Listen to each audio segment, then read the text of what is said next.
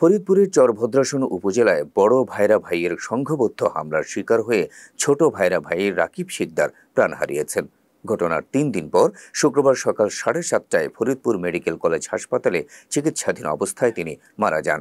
নিহত রাকিব শিকদার উপজেলার সদর ইউনিয়নের এমপি ডাঙ্গি গ্রামের মকদুম শিকদারের ছেলে। নিহতের অন্য 2 ভাই রিয়াজুল শিকদার ও সাকিব শিকদার এ হামলায় আহত হয়ে একই হাসপাতালে চিকিৎসাধীন রয়েছেন। হামলাকারী বড় ভাইরা উপজেলার চর হরিরামপুর ইউনিয়নের আমিন খার ডাঙ্গি গ্রামের শেখ আনিসের ছেলে আক্তার শেখ। জানা গেছে, পারিবারিক কলহের জেরে গেল 23 সেপ্টেম্বর সকাল 11টায় চর হরিরামপুর ইউনিয়নের পদ্মা নদীর ব্যাপারীর ঘাট নামক স্থানে ছোট ভাইরা সহ তার অন্য 2 ভাইয়ের উপর দেশীয় অস্ত্র নিয়ে হামলা চালায় বড় ভাইরা।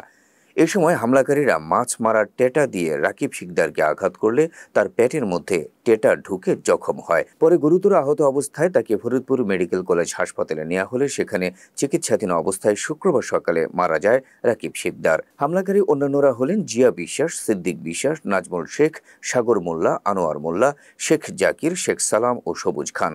এই ঘটনায় নিহতের বাবা মকদুম শিকদার বাদী হয়ে চরভদ্রাসন থানায় একটি হত্যা মামলা দায়ের করেছেন। এ প্রতিবেদন লেখা পর্যন্ত কোনো আসামি গ্রেপ্তার হয়নি। গত 23 তারিখ চর হরিরামপুর ইউনিয়নের আমিরখার ডাঙ্গিতে আপন ভাইরার সাথে পারিবারিক বিরোধের জের ধরে আপন ভাইরা আক্তার হোসেনের দলবলের লোকের আঘাতে গুরুতর আহত হন রাকিব নামে একজন ব্যক্তি।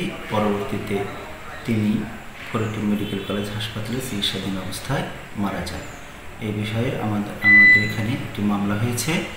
মামলাটি তদন্তাধীন, আসামি গ্রেপ্তার করার জোর প্রচেষ্টা অব্যাহত রয়েছে।